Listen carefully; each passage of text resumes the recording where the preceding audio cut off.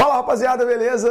Tudo bem com vocês, né? Bora começar mais uma aulinha aqui no Monster Concursos, né? Para quem não me conhece, eu sou o professor Brenão aqui do Monster, sou professor de História, né? Já tô aqui um tempinho com a rapaziada, né? Mais ou menos aí uns 3 anos, cara, ou mais, né? Bicho, já fazem 3 anos.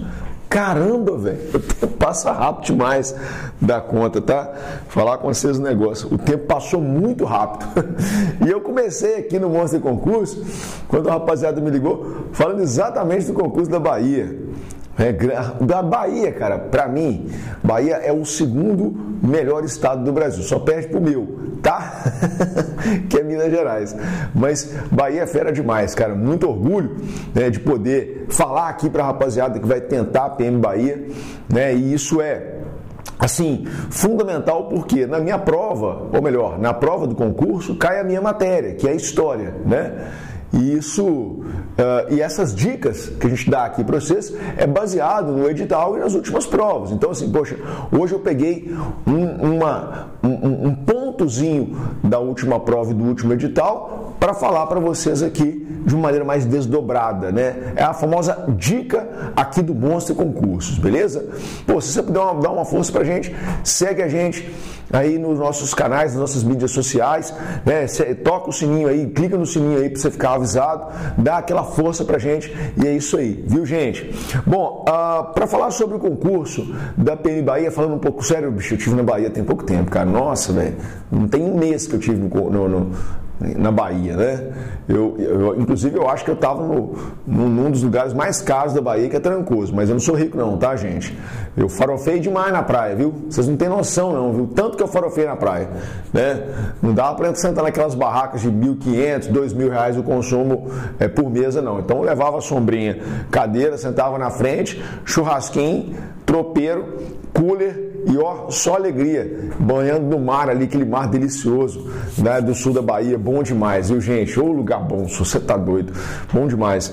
E aí o seguinte, e aí agora a gente vai começar, né, essa perspectiva, falando aqui exatamente dessa prova, da última prova que teve, que foi ali no final de 2019, no início de 2020, acho que foi já no início de 2020, eu lembro que eu estava em Gramado, eu gravei aqui a revisão de véspera, eu estava em Gramado, e aí o pessoal do Monstro estava falando, não, caiu isso, foi exatamente assim o que a gente tinha pensado, né? Assim, tinha muita coisa dentro que a gente tinha pensado aí na prova, para a prova de soldado que teve. Então esse ano, firmeza aí, hein, cara? A gente está achando que pode ter, e eu quero ir na Bahia aí, fazer os eventos com a rapaziada, né? Teixeira de Freitas, Eunápolis, Porto Seguro, Jequié, né? Feira de Santana, Lauro de Freitas também. E é isso aí, cara, lá pro lado, né, que faz fronteira lá com os estados, lá com Tocantins, né, e é bom demais da conta, muito massa, né. Então, gente, hoje a gente selecionou, primeiro tem que saber o seguinte, não, antes de falar do tema, deixa eu explicar aqui, a última organizadora do concurso, esse ano, é um ano, aspas, organizadora, essa tinta não tá boa, cara, mas tá bom, vamos com isso, eu só faço aqui as indicações. Organizadora. A última organizadora do concurso foi o IBFC. Né? E a prova do concurso da Bahia, né, para PM, ela teve 80 questões ao todo. Ó, 80 questões, das quais 8 foram de história. Da questão 19 até a questão 26. 19, 20, 21, 22, 23, 24, 25, 26. Então são 8 questões de história. No edital também fala isso. E apesar dos pesos serem variados, é claro que eu quero destacar aqui a importância da minha matéria, porque ponto é ponto, né, velho?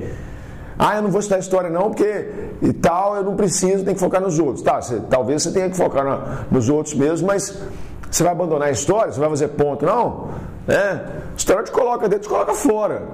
Então, eu ouvi um aluno falando um dia desse, não, Brenão, mas, cara, história, você tem que estudar, eu acho que eu nem vou estudar história para PM Bahia. Eu falei, mano, como é que você não vai estudar história, velho? Tem que estudar também, só, né? Porque é ponto, saca? A geografia também é ponto, né? E eu acho massa, porque isso força um entendimento mais amplo. Quer dizer, o edital, quando traz história, PM Paraná aqui em Minas, até 2014, se não me engano, eu posso errar aqui, tá, gente? A prova da PM tinha história, aí mudou o edital, mudou o esquema todo, e aí deixou de ter história e passou a ter, só, como é curso superior, né, passou a ter matérias mais ligadas ao direito. Tá bom, beleza, tá valendo, mas o que importa é que aqui a gente tem essa perspectiva, né? E como diz aí o áudiozinho, aquele áudiozinho, acho que o cara tá da Bahia, né? O torcedor da Bahia, né? O bambu tá gemendo, né? É isso mesmo. E eu tô só de tocaia, tocaiando, como dizia aquele áudio daquele cara torcedor do Bahia. Eu acho aquele áudio massa, eu ouço aquele áudio no Instagram e eu fico dou risada de graça, né? Grande estado que é a Bahia, né, velho? Que lugar agradável, prazível, né? Acho que o fim da minha vida é na Bahia mesmo. Vou lá, você vai me ver na rua do Mucugê vendendo açaí, né, quando eu estiver aposentado, vendendo açaí, ou com uma cafeteria. Vou vender tudo que eu tenho, tentar comprar um ponto comercial por ali e montar uma cafeteria para mim ali, né? Todos os dias do ano com movimento de turismo naquele lugar, né? Impressionante, que lugar incrível. Beleza, então, vamos ao que interessa? Vamos lá. Então, o que eu selecionei aqui para hoje? Nós vamos falar dos movimentos de emancipação do Brasil. É isso. Na última prova veio aí uma questão de conjuração baiana, é claro, né, gente? História da Bahia, é legítimo que caia isso. Nossa, velho, se não caísse conjuração baiana na prova da PM, eu ficaria muito decepcionado. Né? Um movimento incrível, lindo, maravilhoso, um movimento popular, não é? Que pregava assim a igualdade. Quer dizer, você tem aqui em Minas, você tem um movimento de independência também, uma tentativa de independência, mas lá na Bahia você tem um movimento muito mais forte do ponto de vista da participação popular. Então nós vamos falar das revoltas desse período, né? Vamos falar das revoltas desse período, citando esses eventos todos que a gente está vendo aqui. Vamos começar então com esse evento massa, né, muito importante que nós vamos citar aqui, né, vamos colocar aqui esse evento que é um evento que a gente vai chamar de revoltas nativistas e emancipacionistas. Essa é a nossa primeira diferenciação. Eu vou falar aqui o que são as revoltas nativistas, mas eu não vou explicar as revoltas, vou explicar as revoltas emancipacionistas, porque a gente tem só 1 hora, 50 minutos, 1 hora para falar, beleza? Então tá, vamos colocar aqui, ó, revoltas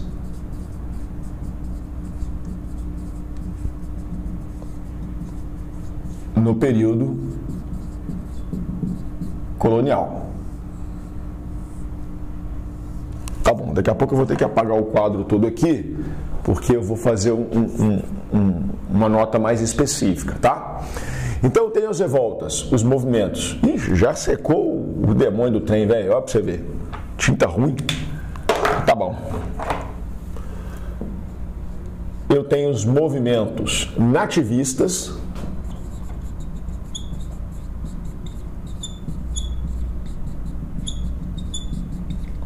revoltas nativistas, e eu tenho as emancipacionistas, já coloco ali. Mas o que são as revoltas nativistas? As revoltas nativistas são revoltas que não pretendiam a independência. Independência. Ou seja, são revoltas que eram chamadas de revoltas coloniais mesmo, contra aspectos pontuais do pacto colonial. Vamos colocar isso aqui. Contra aspectos pontuais do pacto colonial.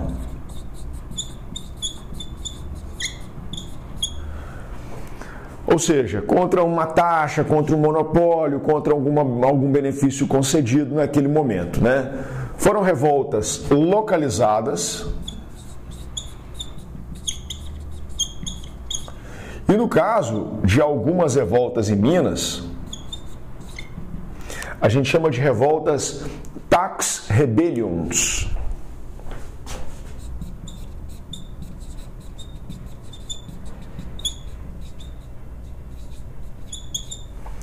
revoltas tax rebellions. O que é uma revolta tax rebellion?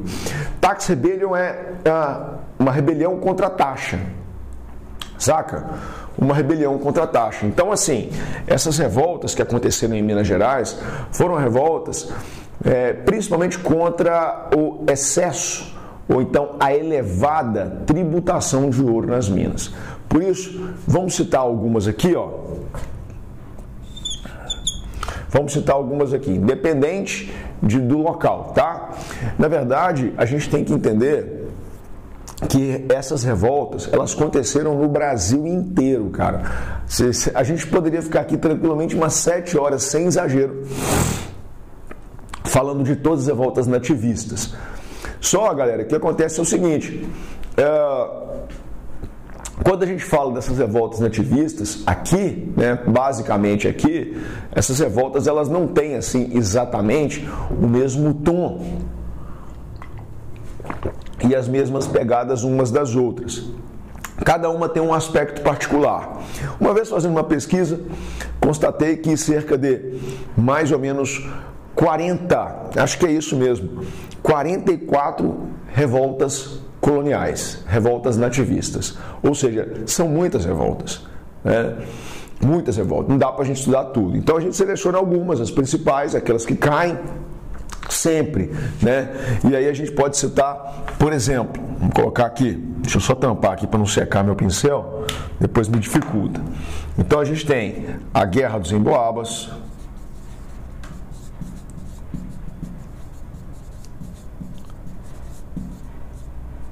que aconteceu em Minas Gerais, viu? Nós temos a revolta de Vila Rica, também conhecido como revolta de Filipe dos Santos.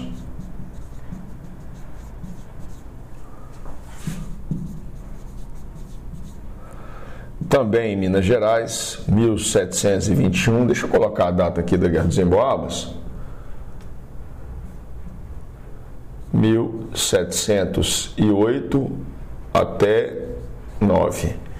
A gente tem aqui também, aqui tem uma vírgula.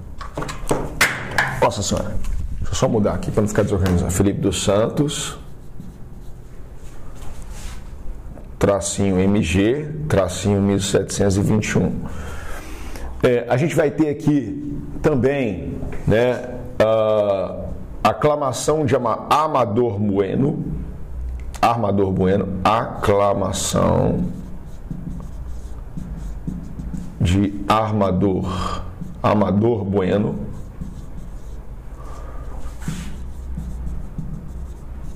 foi em São Paulo, 1641. São Paulo, 1641.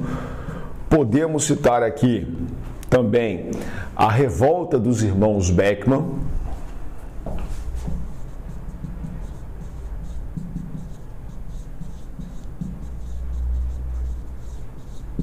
dos irmãos Beckman, que foi no Maranhão em 1684, né?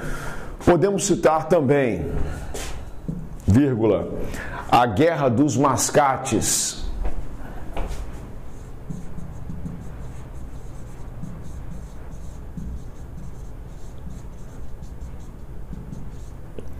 que foi em Pernambuco, também em 1709. Então aqui a gente tem algumas revoltas que estão relacionadas a esse processo. Todas essas revoltas, a gente, como eu disse, né, elas são contra aspectos pontuais do pacto colonial. Então pode ser que ela tenha, né, se voltado, por exemplo, contra... Vamos falar cada uma aqui rapidão? Vamos dar uma palhinha aqui rapidão, né? Dá pra gente falar. Por exemplo, a Guerra dos Emboabas, ela foi a disputa do controle, disputa pelo controle da exploração na região das Minas. Aqui em Minas, você tinha dois grupos responsáveis dois grupos que disputavam a exploração do ouro. Você tinha um grupo dos paulistas bandeirantes, que foram eles que inclusive encontraram o ouro aqui na região das Minas, e eles achavam no direito de terem prioridade na exploração do ouro. E você tinha um grupo de uma galera que veio de fora, muitos de Portugal, os emboabas, né? Eles falavam emboaba, é engraçado, né? Que é a história particular, porque qual que é a diferença, assim, como que o outro identificava que ele não era daqui, por exemplo. Então, como é que o bandeirante, o paulista, não identificava que o emboaba era de fora, que aquela pessoa era de fora? Porque o bandeirante, ele anda descalço, ele conhece a mata, né? E os forasteiros, eles vinham calçados, com botas, né? E isso era um sinal de que ele não era da região, né? E isso despertava uma certa repulsa, porque os próprios bandeirantes acreditavam que eles não tinham o direito de ter prioridade à exploração do ouro. E engraçado que nessa disputa entre bandeirantes e emboabas, quem vence essa disputa são os próprios emboabas. E os bandeirantes são expulsos da região das Minas e vão procurar ouro em outro lugar. Não é assim, estalou o dedo, fugiu e encontrou, não. Os que sobreviveram retornam para São Paulo, né? O trágico final dessa guerra é o chamado Capão da Traição. Então os bandeirantes derrotados voltam para São Paulo, aqueles que sobrevivem, chegam em São Paulo, organizam expedições e encontram ouro na região do Mato Grosso e Goiás, né? Depois isso vai dar origem, por exemplo, a um tipo de movimento no interior da colônia que a gente chama de monções, né? Quando os paulistas sobem o rio Tietê, né, para, inclusive, promover expedições comerciais. Então a Guerra dos Emboabas é isso. A revolta de Vila Rica é uma revolta que eu citei agora, que a gente chamou de Tax Rebellions, né? Revolta contra impostos. Aqui em Minas Gerais havia um rigor muito grande com a cobrança de tributos. Gente, se eu disser para vocês que pagava-se pelo menos 4 impostos aqui. O quinto, que é muito conhecido de todo mundo, né? Inclusive, na época ele era muito adorado, aspas, e muitas pitadas de sarcasmo, né? Tanto é que a galera chamava o quinto de o quinto dos infernos. Mas o quinto, né, que é dar 20% do ouro encontrado para a coroa portuguesa sob a forma de tributo, e isso ocorria via casas de fundição, existiam postos de cobrança de impostos, a pessoa encontrava o ouro, passava ali e derretia o ouro, e aquela quantidade derretida, 20% era tirado, né? O quinto também foi proibida nessa época, em 1720, a circulação do ouro em pó na região das Minas. Isso fez, inclusive, gente, com que as pessoas, além de ficarem muito hostis, isso diminuiria muito o contrabando aqui na região, né, na região das Minas, diminuiria muito o contrabando, de tal forma que esse contrabando, acabou se transformando, né, num dos principais veios de escape do ouro sem ele ser tributado. Então, grande parte desse ouro foi para a Europa e não era tributado, e é isso que é importante a gente entender. Aí as pessoas fizeram uma revolta, 3.000 pessoas, Filipe dos Santos foi um dos líderes, e ele inclusive sofreu até mesmo um castigo pedagógico quando a coroa resolveu punir os revoltosos, né? Ele foi morto, esquartejado, né? E da forma como o Tiradentes foi, a questão é que os objetivos do Filipe dos Santos não eram os objetivos nacionalistas, aspas, aí, os objetivos emancipacionistas, separatistas que o Tiradentes tinha, mas o Filipe dos Santos tem, digamos assim, tem o seu lugar ali no panteão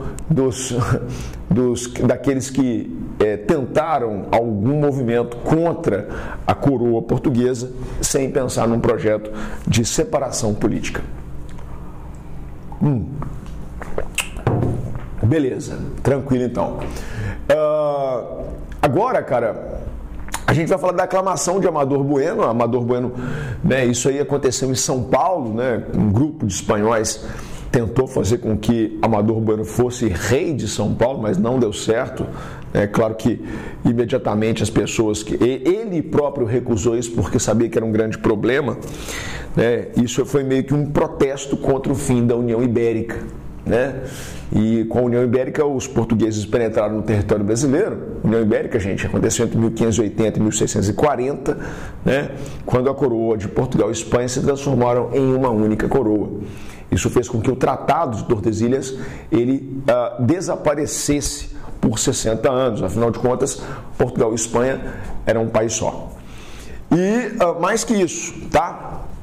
Essa revolta, ela acabou se esgotando sem ter um grande desdobramento violento, né? Aconteceu em São Paulo. A revolta dos irmãos Beckmann também é uma revolta contra aspectos pontuais do Pacto Colonial. Primeiro, uma revolta contra os jesuítas, porque os jesuítas protegiam os índios, e os índios seriam usados pelos colonos como escravos. Os jesuítas protegiam os colonos os jesuítas protegiam os índios contra a escravidão. E depois, a briga dos irmãos Beckmann, dos colonos do Maranhão, era contra uma companhia de comércio que tinha o monopólio do rei. A Companhia de Comércio do Maranhão, que havia prometido escravos e não trouxe, que pagava muito pouco por produtos coloniais e vendia muito caro produtos que vinham da metrópole, tipo o sal, né? Então isso era muito comercializável. Engraçado que os irmãos Beckmann fizeram a revolta e juraram fidelidade ao rei, mas isso não foi, digamos assim, aceitável, porque o rei de Portugal viu como uma rebelião, né, um motim desqualificado, e mesmo jurando fidelidade, aplicou a eles também um castigo pedagógico, né? Ou seja, quando eu falo castigo pedagógico, pessoal, é o exemplo, né, um castigo exemplar. É disso que eu estou falando aqui com vocês. E para fechar essa rodada das revoltas nativistas, eu destaquei a Guerra dos Mascates, viu? A Guerra dos Mascates, ela é uma guerra que envolveu dois grupos elitizados: os comerciantes de Recife e os antigos donos de engenho de Olinda. Bom, essa disputa ela se dava porque, com o crescimento do comércio e a queda no preço e nas exportações do açúcar, a açucarocracia, eu acho que eu posso dizer assim, né? O que é a açucarocracia? A elite açucareira de Olinda acabou tendo muitos prejuízos. E isso fez com que ela, inclusive, tivesse uma arrecadação mais com tributos também, do que propriamente com a própria terra. Afinal de contas, esses grandes produtores de Olinda também eram membros da Câmara Municipal. Naquela época, Recife pertencia a Olinda e a arrecadação tributária de Recife era muito grande. Só que os grandes comerciantes de Recife pretendiam a emancipação de Olinda, ou seja, os comerciantes queriam ficar livres dos impostos pagos aos produtores de açúcar de Olinda. E foi exatamente por isso que começou a Guerra dos Mascates. Mascates é um nome pejorativo para comerciantes. Os olindenses chamavam os recifenses de mascates. E isso fez, inclusive, com que Recife, no final, recebesse o benefício de se separar de Olinda. E isso deixou um legado, uma ruptura muito ruim, né, no relacionamento entre as duas cidades. Na verdade, o açúcar entrou numa crise sem precedentes. Agora, as empresas coloniais externas, ou seja, as ilhas na América Central que pertenciam à Espanha, França, Inglaterra e Holanda, também estavam produzindo açúcar. Então, o açúcar do Brasil nunca mais foi o mesmo. E é verdade que o açúcar do Brasil teve altos e baixos mesmo depois disso, mas é porque o açúcar do Brasil estava voltado ao sabor das oscilações internacionais. Então, quando uma nação dessas, que eu citei aqui, estava em guerra, automaticamente a demanda pelo açúcar brasileiro era maior. Quando a América Espanhola entra em guerra, em processo de independência, automaticamente menos açúcar será produzido. Quando o Haiti, que é a colônia francesa, entra em guerra também, menos açúcar é produzido, e isso faz com que o açúcar do Brasil suba um pouquinho, né? Mas depois, com a normalidade do mercado internacional, o açúcar volta a cair de preço, né? E é isso. Bom, eu vou tomar um cafezinho aqui, na hora que eu voltar, se voltar esse quadro vai estar apagado, tá? E eu vou falar dos movimentos emancipacionistas, beleza? Aqui do Brasil. Valeu? Já já volto, fique conosco.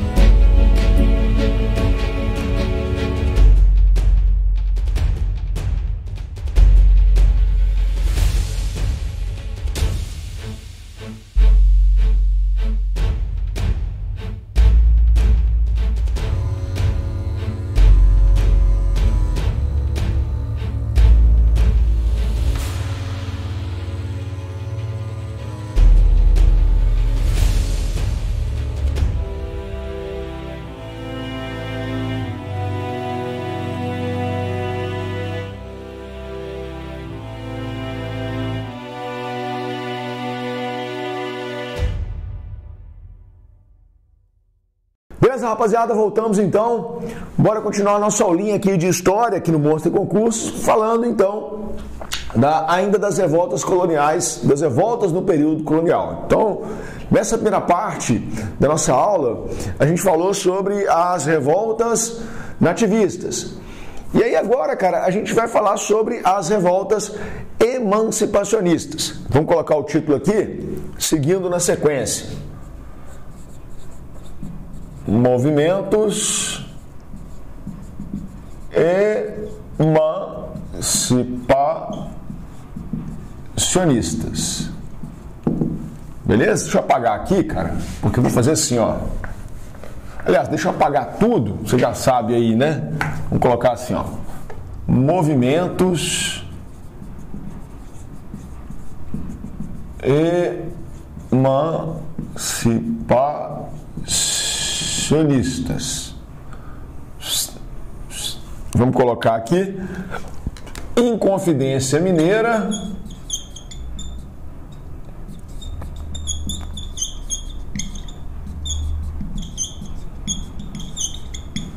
(1789) em Minas Gerais. Vamos colocar do lado de cá. Conjuração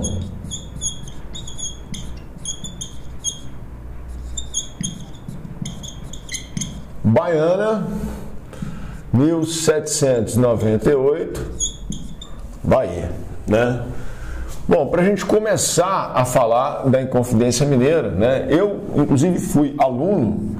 Aliás, eu não falei aqui, né, cara? Eu sou formado em História pela UFMG e sou mestre em História pela Fundação Oswaldo Cruz do Rio de Janeiro. Então, eu fui aluno de talvez o maior especialista, né? 2 dos maiores especialistas em Inconfidência Mineira do Brasil, que é o Luiz Carlos Vilauta o professor Luiz Carlos Vilauta e o professor João Pinto Furtado, ambos da UFMG.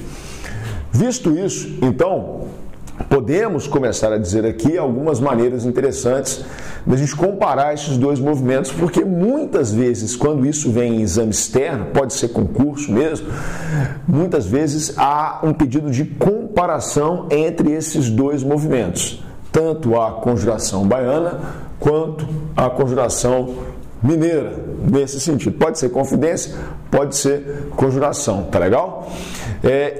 Então a gente segue essa linha de raciocínio aqui, beleza? Gente, então tá. Para começar, vamos falar aqui da liderança de um dos principais líderes da Inconfidência Mineira. Líderes. 2 pontos. Apesar de a maioria das pessoas conhecer o Tiradentes como grande líder, ele não foi exatamente esse grande líder intelectual, tá? Havia outros membros da Inconfidência que eram mais ricos e mais intelectualizados. É claro que havia também grande parte dessas pessoas que foram para a Europa, estudaram na Europa e tiveram contato com um novo conjunto de ideias que estava circulando na Europa a partir do século XVIII. Esse conjunto de ideias é o iluminismo, beleza?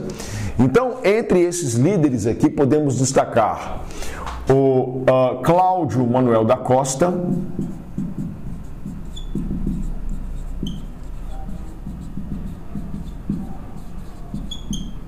Nossa Senhora, meu Deus do céu, mania de meter o dedão no quadro, embaça tudo. Deixa eu repetir aqui, ó. Cláudio Manuel da Costa, Tomás Antônio Gonzaga,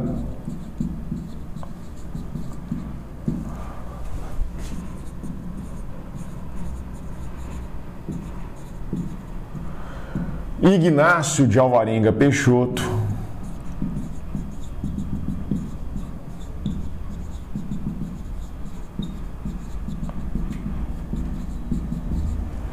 e o próprio Joaquim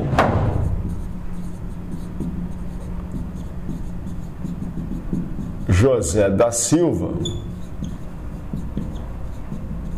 Xavier, vulgo Tiradentes.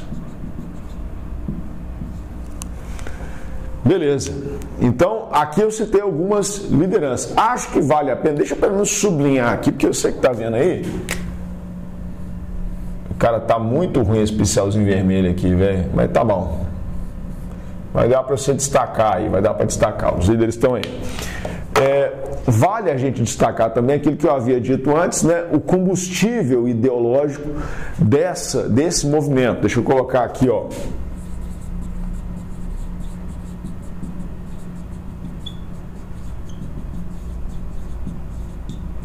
Combustível ideológico, 2 pontos. É o iluminismo, beleza? Então esse é o grande combustível ideológico que a gente está vendo aí. Outro fator importante que nós gostaríamos de dizer nesse momento é o fato, inclusive, de estar aqui acontecendo um momento, o contexto histórico é a decadência. A gente fala isso, né? A decadência naquele momento do ciclo de exploração do ouro, porque às vezes Portugal imaginava que o problema no Brasil não era exatamente, né, essa configuração central que a gente está vendo aqui, por exemplo, como a sonegação fiscal. É claro que ela existia, né, mas o buraco, o tamanho desse problema era mais embaixo. Na verdade, não era só a arrecadação que diminuía, mas também a produção aurífera que diminuía. Então, o contexto aqui, ó,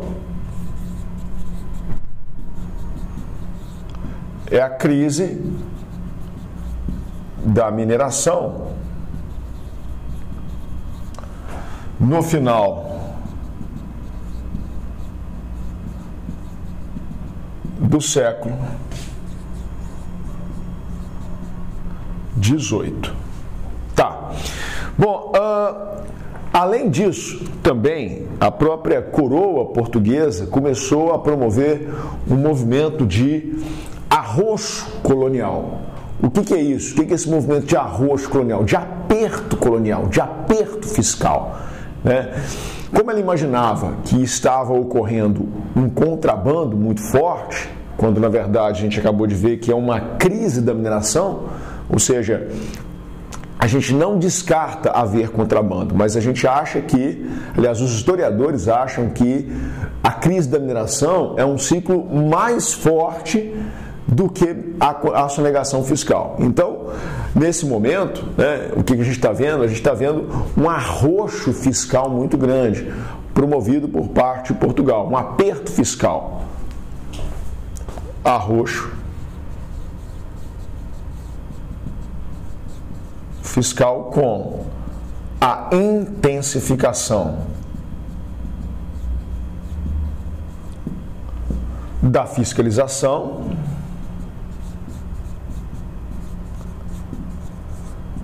e da cobrança de tributos.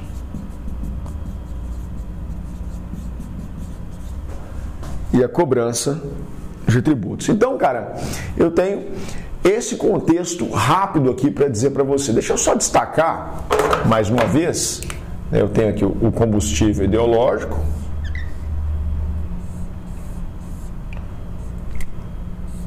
Tenho aqui o contexto.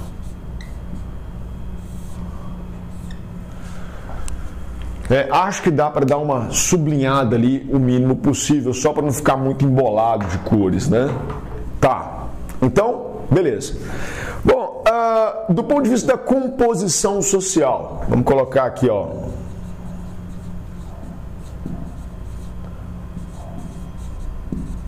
A composição social. A composição social da Inconfidência Mineira foi uma composição social mais elitizada, foi um movimento mais elitizado. Participaram altas camadas do controle burocrático das minas, como também grandes mineradores. Vou colocar aqui, ó, predominância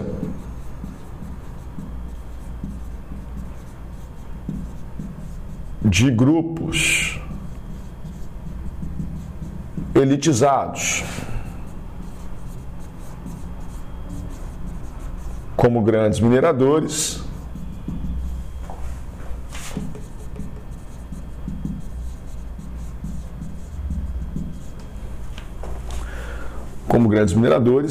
e burocratas. Acho que aqui a gente compôs uma ficha interessante sobre esse processo, afinal de contas, a gente está vendo aqui, né, que houve um crescimento muito grande nesse cenário quando a gente considera a atuação da Inconfidência Mineira, né, inclusive no intuito de promover um projeto de separação do Brasil. Visto isso, vamos falar dos acontecimentos, né? Eu acho que é importante a gente compreender isso, já que nós estamos aqui definindo, né, de certa forma, como foi o contexto todo desse processo. Gente, o Visconde de Barbacena, na verdade os inconfidentes se reuniram para questionar a cobrança de impostos. Todos os inconfidentes reunidos, eu citei aqui apenas alguns líderes deviam cerca de 538 arrobas em impostos atrasados. Cara, 538 arrobas, eu sempre faço essa conta em sala de aula, cara, dá mais de 7 toneladas, é muito imposto, mas isso não é de um ano para o outro, são vários anos acumulados. Então chega um momento que a coroa portuguesa decide cobrar a derrama. A derrama é um imposto dos tributos, dos quintos atrasados que existia na região das Minas naquele momento. Então, naquele cenário todo, a coroa resolve decretar a derrama, e o que ocorre é que esses grupos, né, ligados aí à elite mineradora, indignados com o peso tributário, reúnem e propõem um processo de ruptura. Nesse projeto haveria uma ideia de república, cuja capital seria São João del Rei, né? Inclusive, nessa proposta dos Inconfidentes, haveria uma universidade, uma escola de armas, né? E São João del Rei era o centro logístico operacional, quer dizer, Ouro Preto, que é o local onde aconteceu o movimento, né? Vila Rica na época, não tinha talvez a logística necessária de ser a capital, porque lá não era um centro produtor de alimentos, né? Era um centro aurífero. Com algum comércio, é verdade, mas aqui em Minas Gerais, gente, para quem conhece a região, Ouro Preto fica num lugar com relevo extremamente acidentado, né? Qualquer cultura em larga escala de produção agrícola, ela tem que ser muito tecnologicamente sofisticada, porque é impossível, em alguns lugares, praticar isso. Afinal de contas, o solo também é um solo muito férreo, um solo muito rochoso aqui na região das Minas Gerais. Por isso, São João del Rei era mais viável se nós formos comparar com, claro, a execução e a proporção e a promoção dessa república aqui. Por isso que a capital era interessante sem São João del Rei. Agora, se você está acompanhando o meu raciocínio, né, sabe que essa situação ela não ia ficar assim incólume, né? Porque entre as pessoas inconfidentes não eram todos que estavam pactuados por um possível movimento. O projeto era que a derrama, quando fosse decretada, os inconfidentes sairiam para a rua e chamariam o povo. O elo entre a elite que comanda esse movimento e o povo, o elo seria o próprio Tiradentes, né, segundo os historiadores. E o que ocorre é que dentro do movimento havia pessoas não comprometidas, inclusive de olho muito mais nas vantagens pessoais do que propriamente no movimento de independência, né? Num suposto movimento de independência. É o caso, por exemplo, de um cara chamado Desfecho, Joaquim Silvério dos Reis.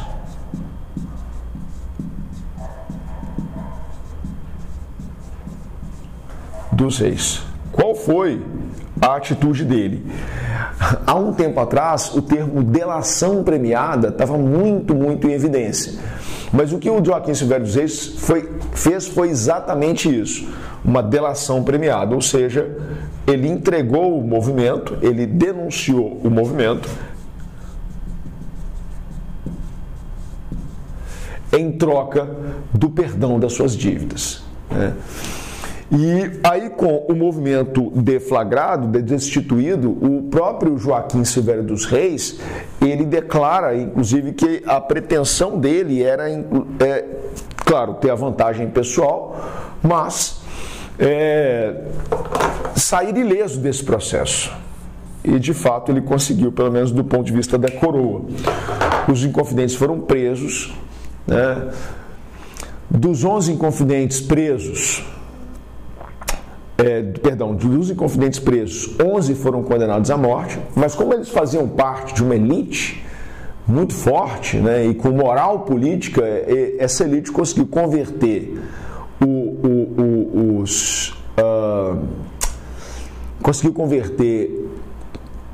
toda aquela situação, né, de prejuízo na condenação, né, em degredo perpétuo, ou seja, eles foram condenados a viver o resto da vida fora do Brasil, foram morar na África, em Moçambique, Angola e Guiné-Bissau, né? E apenas um manteve-se a pena de morte, que é o Tiradentes. Na verdade, alguém tinha que morrer, né? Para servir de exemplo mesmo, para as pessoas não cometerem o mesmo erro novamente. E o Tiradentes foi morto, enforcado, esquartejado, partes do seu corpo foram espalhadas para a região das Minas, de tal forma que aquilo pudesse ter um olhar pedagógico, ou seja, as pessoas pudessem olhar e falar assim: epa, esse movimento não é, essa atitude não é a atitude que eu devo tomar, né? A grande diferença para a Conjuração Baiana é que, por ser um movimento elitizado, não propunha à escravidão. E mais que isso, tinha na independência dos Estados Unidos,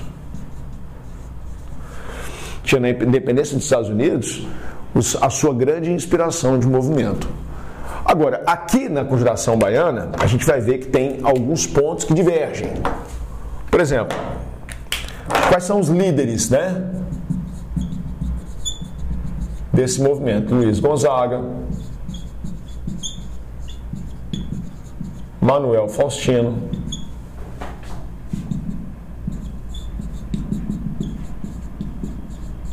Lucas Dantas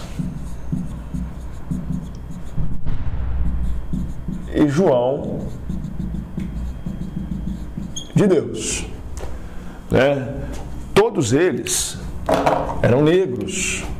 E esse movimento, a Conjuração Baiana, ela tem outros nomes. Por exemplo, é chamada de Conjuração Revolta dos Alfaiates, né? Inconfidência Baiana. Então, assim, basicamente porque havia um grupo mais popular, né? Então a gente aqui já estabelece uma diferença entre a Conjuração Baiana e, né, a Inconfidência Mineira. Aqui, a Inconfidência Mineira é um movimento elitizado. A Conjuração Baiana é um movimento mais popular. Bom, vamos falar do combustível ideológico. Eu acho que isso aí está bem claro. Combustível ideológico, assim também como na Inconfidência Mineira, o combustível ideológico era o iluminismo, né?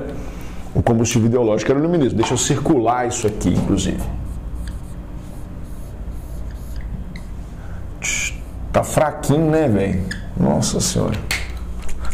Tá bem fraquinho. O combustível ideológico é o iluminismo, beleza? Agora, quando eu falo iluminismo ali, né, é claro que a influência também é importante. Eu falei que aqui a independência dos Estados Unidos é a influência. Na Conjuração Baiana, a independência dos Estados Unidos é a influência? É. Mas a Revolução Francesa e a independência do Haiti também é. Viu? Qual é o contexto? Né, aqui, como na Conjuração Mineira, qual é o contexto da Conjuração Baiana? Então eu tenho a transferência da capital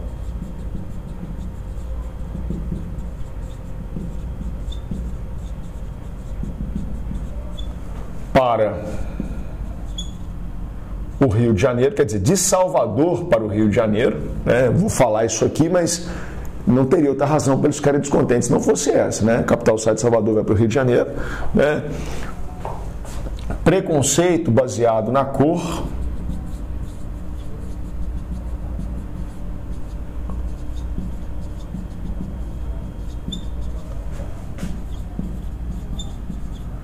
e carestia, uma crise econômica misturado com fome, né? O comércio em Salvador era um comércio mais elitizado, isso não dava brecha para que outros grupos inferiores entrassem nessa rotatividade, entrassem nesse círculo.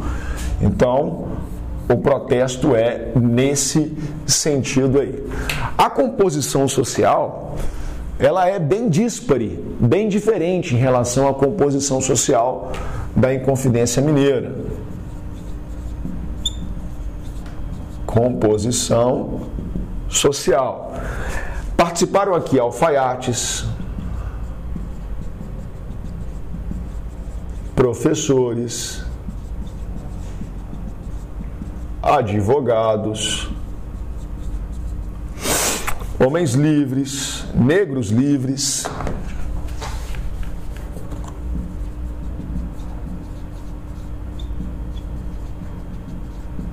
e ex-escravos. Já dá para entender que o mote, né, que o esqueleto desse movimento, ele é diferente, né? Alfaiates, professores, advogados, negros livres e ex-escravos. Então faz parte desse processo que nós estamos falando aqui, né, em termos de composição social. Agora, esse movimento, por ser um movimento, né, mais popular, ele chegou a ser deflagrado, né? O desfecho, inclusive, está relacionado a isso. O desfecho, o movimento chegou a ser deflagrado, afinal de contas, né, naquele momento ali que a gente está vendo, cartazes foram distribuídos em Salvador, pregados em Salvador, e aí rapidamente chegou-se aos autores dos cartazes que dizia palavras de ordem: viva o povo baianense, viva a República Baianense, viva o povo democrático da Bahia. Kenneth Maxwell, um grande historiador, escreve isso, de tal forma que os líderes receberam um castigo pedagógico também.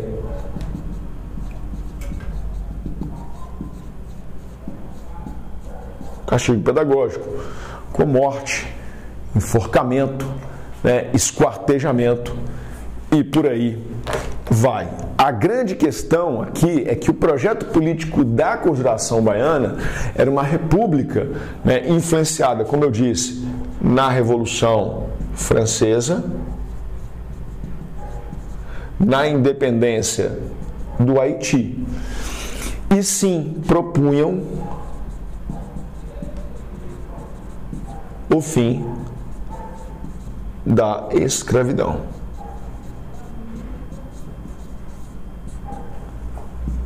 Beleza? É isso. Peço a você para dar um like na página do Monster Concursos, tá legal? Peço você também que possa, inclusive, dar uma moral pra gente. Aí, se você não tiver nada para fazer, quiser ser caridoso, o meu arroba no Instagram é @prof_Brenão, né? E é isso, cara. Te desejo todo sucesso na prova. Concurso é uma coisa que você começa a estudar de longe, para quando chegar perto você estar preparado, viu? Fiquem com Deus e é isso aí. Gente, bons concursos. Tudo nosso, nada deles. Valeu!